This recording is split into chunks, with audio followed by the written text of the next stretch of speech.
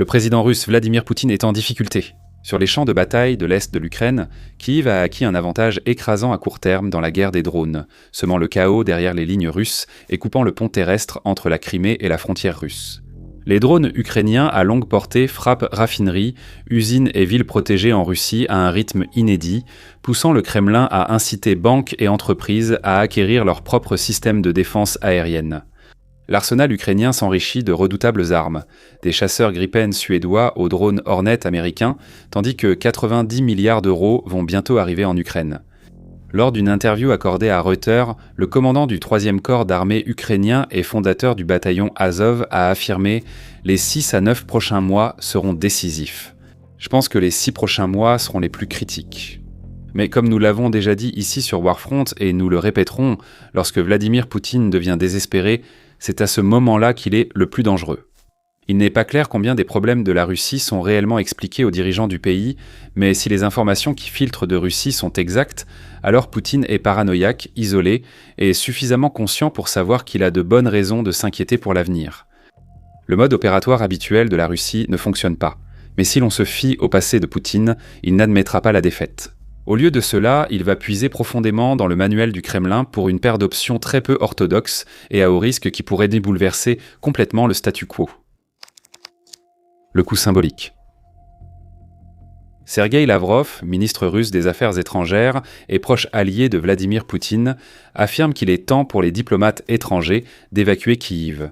Fin mai, Lavrov a exhorté les étrangers, ambassadeurs et diplomates à quitter la capitale ukrainienne au plus vite, puis a appelé son homologue américain Marco Rubio pour relayer le même message. Lavrov conseille aux Ukrainiens d'éviter les bâtiments administratifs, sites militaires et autres cibles sensibles à Kiev, anticipant de fortes frappes russes sur les centres décisionnels et postes de commandement. La Russie a récemment lancé une de ses plus grandes attaques contre l'Ukraine, utilisant une copie factice du missile balistique Oreshnik de Moscou, capable d'emporter une charge nucléaire. Mais la menace de Lavrov envers le corps diplomatique étranger, et en particulier envers les diplomates originaires d'Europe et d'Amérique du Nord, n'a pas vraiment suscité la peur qu'espérait susciter Lavrov. Les dirigeants européens ont affirmé qu'ils ne rappelleraient pas leurs ambassadeurs, et même les États-Unis, malgré la réceptivité de Donald Trump aux démonstrations de force russes, ont refusé la demande. Au moment où nous écrivons ces lignes, la grande attaque redoutée de Lavrov n'a toujours pas eu lieu, bien que des observateurs attentifs de la guerre en Ukraine aient relevé des signes précurseurs indiquant que la Russie pourrait effectivement préparer des frappes d'envergure contre Kyiv. Quoi qu'il en soit, les menaces de Lavrov et d'autres avertissements récents de Moscou ont été très clairs. La Russie envisage une escalade importante dans sa campagne de frappe à longue portée. La Russie prévoit de frapper diverses cibles symboliques et de commandement ukrainiennes, du Parlement Verkhovna Rada au président Volodymyr Zelensky. Maintenant, après plus de 4 ans de guerre totale ininterrompue, il peut sembler plutôt étrange que la Russie n'ait pas bombardé Kyiv avec ce genre de frappe de décapitation. Après tout, la Russie essaie d'envahir l'Ukraine par tous les moyens nécessaires, et elle a clairement montré qu'elle était tout à fait prête à tenter de détruire les dirigeants ukrainiens. Cela inclut les premiers jours de l'invasion, où Volodymyr Zelensky a été visé dans des tentatives d'assassinat menées par plusieurs grandes unités du groupe Wagner et des Kadyrovat tchétchènes. Les bâtiments présidentiels, parlementaires, tribunaux et ministères ukrainiens sont tous des cibles fixes connues. Vu les autres atrocités de guerre commises régulièrement par les forces russes, il serait incohérent que Moscou considère frapper des cibles de premier plan à Kyiv comme une limite à ne pas franchir. À part quelques incidents isolés, les principales cibles symboliques de l'Ukraine ont été largement épargnées par le commandement russe, car la Russie ne semble pas vraiment les viser. Nous avons expliqué ce point dans un épisode récent, donc nous n'y reviendrons ici que brièvement. Aussi étrange que cela paraisse pour ceux hors de la bulle de propagande russe, la Russie affirme souvent avoir fait preuve de retenue durant son invasion. Le raisonnement que la Russie fournit à son propre peuple a tendance à changer d'un jour à l'autre. Parfois, on dit que la Russie n'agirait jamais avec la même barbarie que l'OTAN, parfois qu'elle ne mène qu'une opération militaire spéciale et que ce type de frappe relèverait d'une guerre totale selon la Russie. Mais à mesure que la guerre s'est prolongée et que les rapports sur les progrès russes et une victoire imminente sont devenus moins crédibles, la prétendue retenue de Moscou est devenue la cible de critiques internes importantes. Selon les critiques, le faible ennemi de Moscou n'a pu tenir aussi longtemps que parce que la Russie n'a pas fait le nécessaire, les Ukrainiens n'ayant pas assez craint la puissance militaire russe ni vu la volonté de Moscou de mener de telles frappes. Et, soi-disant, l'Ukraine brandira le drapeau blanc, faisant toutes les concessions pour éviter de nouvelles destructions infligées par Poutine. Donc, alors que Poutine commence à chercher des moyens de renverser la situation en faveur de la Russie, il n'est pas très difficile de comprendre pourquoi des frappes symboliques pourraient être particulièrement tentantes. Cela permettrait à la Russie de rallier l'opinion publique et de retrouver une partie de la ferveur nationaliste sur laquelle Moscou comptait au début de la guerre. Des frappes sur des cibles symboliques où des dirigeants pourraient attirer de nouveaux volontaires russes ou une paralysie du commandement ukrainien permettrait aux troupes russes d'avancer. Ensuite, il y a les effets sur le moral que Vladimir Poutine pourrait anticiper pour les Ukrainiens au front, forcés de regarder leur capitale brûler et rappeler qu'ils mènent une guerre inévitable contre une grande puissance. Enfin, il se peut que les blogueurs militaires et les partisans de la ligne dure aient raison. Que si l'on montrait à l'Ukraine toute l'étendue de ce dont la Russie était capable, alors Kiev et ses alliés occidentaux réaliseraient pourtant qu'il est grand temps de reculer. Malheureusement pour Poutine et ses commandants, une série hypothétique de frappes symboliques contre l'Ukraine souffre du même problème fondamental que toutes les autres mesures désespérées de notre liste. Il est tout simplement peu probable que cela fonctionne. Historiquement, la Russie, et surtout Poutine, semblent avoir eu une idée assez précise des types de menaces qui poussent l'Europe à reculer face à un défi. Mais récemment, ce calcul ne fonctionne plus.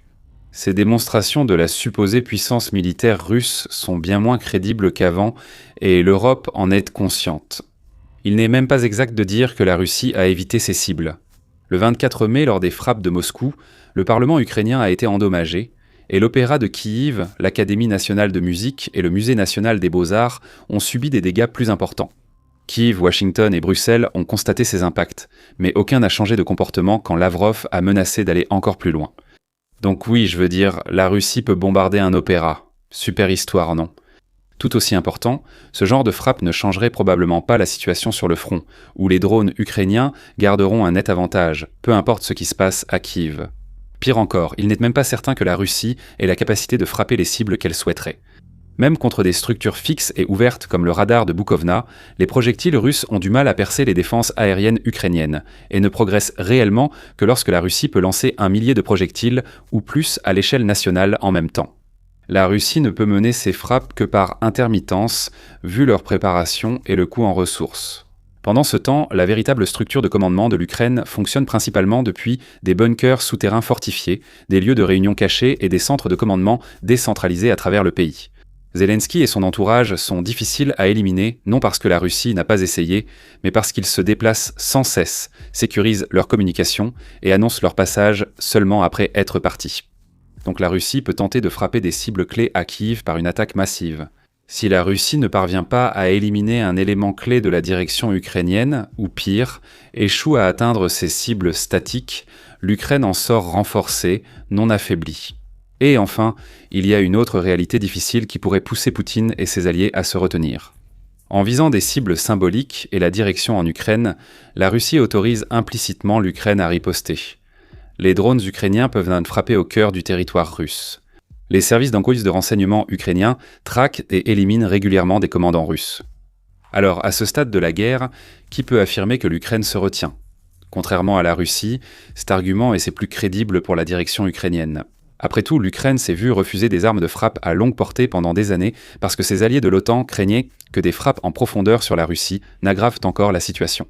Avec une telle appréhension de ses alliés, Kiev pouvait deviner ce qui se serait passé si elle avait tué un ministre russe, lancé un barrage de drones contre le Kremlin ou éliminé Vladimir Poutine. Si la Russie établit un nouveau précédent, l'Ukraine pourrait alors se sentir autorisée à frapper librement. Nous allons évoquer une autre possibilité dangereuse dans un instant, mais d'abord, une courte pause pour présenter notre nouveau site réservé aux abonnés, Frontstarco. C'est notre plateforme pour toutes les histoires auxquelles nous ne pouvons pas rendre justice ici, sur la chaîne principale, un endroit où nous pouvons approfondir et aller encore plus loin dans les détails que ce que nous faisons ici sur YouTube. Chaque semaine, nous publions 2 vidéos exclusives, 2 articles d'experts et 1 ou 2 podcasts sur les conflits et histoires géopolitiques importants pour vous. Notre couverture porte souvent sur l'invasion russe de l'Ukraine, mais nous traitons aussi de nombreux sujets sur l'Iran, le Soudan, le Sahel, l'Europe et d'autres régions. Sans mentionner tous les petits conflits que le monde ignore. Un abonnement coûte 5 $ par mois ou 50 $ par an. C'est Frontstarco, allez voir. Et maintenant, revenons-y. Extension du conflit à d'autres fronts.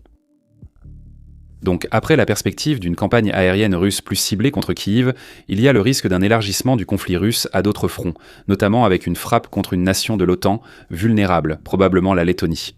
Nous avons discuté en détail de cette possibilité avec Ilya Sikariné, conseiller stratégique du haut commandement ukrainien, lors d'une interview publiée il y a quelques semaines.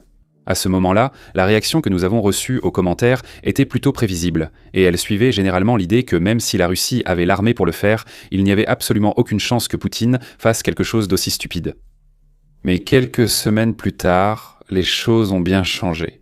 Depuis la publication de cette interview, de grands médias ont confirmé que les services de renseignement européens craignent une attaque russe limitée contre un pays de l'OTAN pour tester les réactions, la Lettonie étant probablement visée. Vendredi dernier, le 29 mai, le chef de la défense suédoise, Mikael Claesson, a confirmé à Politico qu'une menace russe sur les États baltes, je cite, pourrait survenir à tout moment. La Russie aussi a renforcé son dossier contre la Lettonie, insinuant publiquement que la Lettonie a commis des infractions qui justifieraient une réponse russe. Comme l'a dit l'ambassadeur de Russie à l'ONU le 19 mai, les coordonnées des centres de décision en Lettonie sont bien connues, et l'OTAN ne vous protégera pas des représailles. Fin de citation. Plus précisément, la Russie a allégué que l'Ukraine prévoyait de lancer des drones militaires depuis le sol letton et celui d'autres États baltes, bien que la Lettonie en particulier semble avoir attiré l'attention de Moscou. Et ce ne sont pas les seuls indices que la Russie pourrait préparer quelque chose en Lettonie ou que la Lettonie serait une cible idéale à attaquer. Au cours des dernières semaines, le gouvernement letton s'est effondré et a été remplacé à la suite d'un scandale dans lequel les défenses aériennes lettonnes n'ont pas réussi à gérer 2 drones ukrainiens égarés qui ont dévié de leur trajectoire et frappé un site de stockage de pétrole vide. Pendant ce temps, à Moscou, la Douma d'État russe a approuvé une loi qui permettrait à la Russie d'utiliser la force militaire pour protéger les Russes à l'étranger, en déployant des soldats pour défendre ceux qui risquent, je cite, l'arrestation, l'emprisonnement ou un procès à l'étranger, y compris devant des tribunaux internationaux. La population de la Lettonie est composée de près d'un quart de Russes ethniques, vivant principalement près des frontières russes et biélorusses, et jusqu'à 35% des Lettons parlent le russe comme première langue ou langue principale à la maison. Bien que l'incident n'ait pas concerné directement la Lettonie, le 29 mai, des drones russes ont de nouveau pénétré un pays de l'OTAN, cette fois en Roumanie, où un drone s'est écrasé sur un immeuble après une tentative d'interception ratée. Maintenant, cela peut toujours sembler absurde que la Russie tente une attaque contre un État membre de l'OTAN, mais ce genre de jeu d'escalade est exactement la façon dont Poutine aborde l'alliance de l'OTAN depuis des décennies, et en général, il parvient à faire reculer l'OTAN. Dans ce cas précis, la logique de Poutine serait assez simple. En défiant directement l'alliance de l'OTAN, la Russie a une chance de forcer l'alliance à se fracturer et à renier ses obligations de défense collective lorsque le moment de vérité arrivera. Après tout, des nations d'Europe occidentale comme l'Espagne ont montré à quel point elles sont peu disposées à se remilitariser. Des capitales comme Londres et Paris peinent à suivre le rythme de pays de l'Est plus près à la guerre comme la Pologne et la Finlande. Et sous l'administration Trump, il est tout à fait possible que l'Amérique refuse tout simplement de défendre l'OTAN. En évoquant les défaillances européennes en matière de dépenses militaires, les récents différends diplomatiques ou tout autre prétexte choisi par la Maison-Blanche. Si Poutine parvient à fracturer l'alliance, alors Poutine peut ébranler la base même sur laquelle l'Ukraine repose. L'aide cesse d'affluer, le soutien s'évapore, et peut-être, juste peut-être, Kiev s'effondre sous son propre poids. Quant à savoir où Poutine trouverait les troupes supplémentaires pour défier l'alliance de l'OTAN en ce moment, eh bien franchement, c'est une erreur de compréhension de prétendre que Poutine aurait besoin d'envahir toute la région balte pour atteindre son objectif. Il est certain qu'il est peu probable que Poutine puisse trouver les ressources nécessaires pour envahir la Lettonie et l'Estonie, percer le corridor de Suwałki en Lituanie et soumettre 3 membres de l'OTAN en même temps. En réalité, Poutine n'a pas besoin d'agir ainsi. Une crise au sein de l'OTAN peut être provoquée par une offensive limitée, localisée dans des zones dont la population lui est favorable, peu défendue et à faible valeur stratégique pour l'Alliance. C'est pourquoi la Lettonie est dans la ligne de mire, car elle se trouve dans un coin oriental principalement peuplé de russophones, où les défenses de l'OTAN sont au mieux insuffisantes et où la Russie peut intervenir depuis son propre territoire, ainsi que depuis la Biélorussie, avec seulement quelques milliers de soldats pour s'installer sur ce territoire et défier l'OTAN de réagir. Pour l'Alliance, surtout dans son état actuel, c'est le pire scénario possible, que la Russie envahisse d'une manière qui crée une situation décisive autour de l'article 5, où l'Alliance est absolument obligée de se défendre collectivement. Mais la cible n'est pas vraiment importante et pourrait même être pro-russe. Il serait alors trop simple pour les dirigeants français ou italiens d'affirmer que leurs troupes ne mourront pas pour un bout de terre lettonne, ou pour Donald Trump de croire Poutine disant que la Russie protège les russophones à l'étranger. Cependant, il y a deux problèmes très importants avec cette approche, si la Russie essayait réellement de le faire. Le problème principal, c'est qu'une telle attaque aurait sans doute marché contre l'OTAN d'il y a 2 ans, ou même seulement 1 an. Il est plus probable que l'Alliance ait assez progressé pour gérer une telle situation. Les dirigeants européens se préparent depuis un certain temps à un déploiement de coalition en Ukraine, en dehors de l'alliance de l'OTAN et sans la direction des États-Unis. Le continent prépare des plans pour assurer sa défense sans dépendre de Washington, si cela devenait nécessaire. Les pays sur ou près du flanc est de l'OTAN, notamment la Finlande, la Pologne et l'Allemagne, affirment qu'ils réagiront à l'agression russe indépendamment de la décision de l'Alliance. Et l'Alliance elle-même apprend à devenir plus flexible, de manière à permettre à ces pays de prendre l'initiative d'une réponse rapide sans en faire le référendum sur l'OTAN que souhaite Poutine. Le deuxième problème, c'est que l'Europe sait qu'une attaque contre la Lettonie est possible, donc l'effet de surprise a disparu. Le 28 mai, l'Allemagne et les Pays-Bas ont annoncé qu'ils commanderont ensemble les forces terrestres de l'OTAN en Estonie et en Lettonie dans les prochains mois. Berlin et La Haye devront désormais prendre rapidement des décisions tactiques pour défendre les pays baltes, sans dépendre de Washington. Les commandants de l'OTAN seront ainsi plus proches du front, pouvant mobiliser rapidement ce qu'un responsable de l'OTAN a appelé « la masse », selon Reuters. Encore plus important, c'est l'annonce faite 2 jours plus tôt. L'OTAN va désormais affecter un corps entier à l'Estonie et à la Lettonie, en plus des nouveaux commandements tactiques. En temps de guerre, un corps d'armée comprendrait plusieurs divisions de troupes, potentiellement entre 40 000 et 60 000 soldats. Même en temps de paix, le corps devrait apporter de nouvelles capacités de défense aérienne, d'artillerie et d'autres moyens clés, doublant ainsi les défenses actuelles de l'OTAN sur place. Ces changements sont attendus dans quelques mois, ce qui signifie que lorsque la Russie pourra détourner assez de troupes pour prendre une partie du territoire letton, il sera peut-être déjà trop tard pour agir sans conséquence. Il faut aussi rappeler que la Russie a d'autres moyens d'étendre le conflit sur d'autres fronts. Des sources de l'OTAN avancent que la Russie pourrait chercher à s'emparer d'une zone dans le Haut-Arctique, sur le territoire de la Finlande ou de la Norvège, ou occuper une île vulnérable comme Gotland ou Svalbard. Ou, comme expliqué dans un épisode la semaine dernière, la Russie pourrait attaquer un pays non membre de l'OTAN plus isolé pour en faire un exemple, rallier le soutien interne et inspirer la peur en Ukraine et chez ses alliés. Dans cet épisode, nous avons mis l'accent sur la Géorgie, où un gouvernement favorable à la Russie pourrait essentiellement céder sans résistance à une conquête ou une intervention facile, ainsi que sur l'Arménie, un petit pays qui pourrait être submergé même par une offensive russe relativement modeste. Les renseignements européens et les déclarations russes montrent que la Lettonie est ciblée par la Russie et que la fenêtre d'opportunité de cette dernière se referme rapidement. Espérons que le monde n'aura pas à craindre ces tentatives désespérées de la Russie pour changer le statu quo. Peut-être que, cette fois, Poutine et ses conseillers feront preuve de raison, ou comprendront mieux leur situation stratégique face à la réalité mondiale. Si la Russie choisit d'intensifier le conflit, les 2 options évoquées aujourd'hui mèneront probablement à la ruine. Si Vladimir Poutine comprend la situation en Ukraine, il sait que cette guerre mène inévitablement à la ruine. Si une dernière tentative désespérée devait échouer, alors l'issue finale de cette guerre resterait inchangée. C'est juste qu'il y aurait eu beaucoup plus de sang versé pour en arriver là. Merci de votre attention.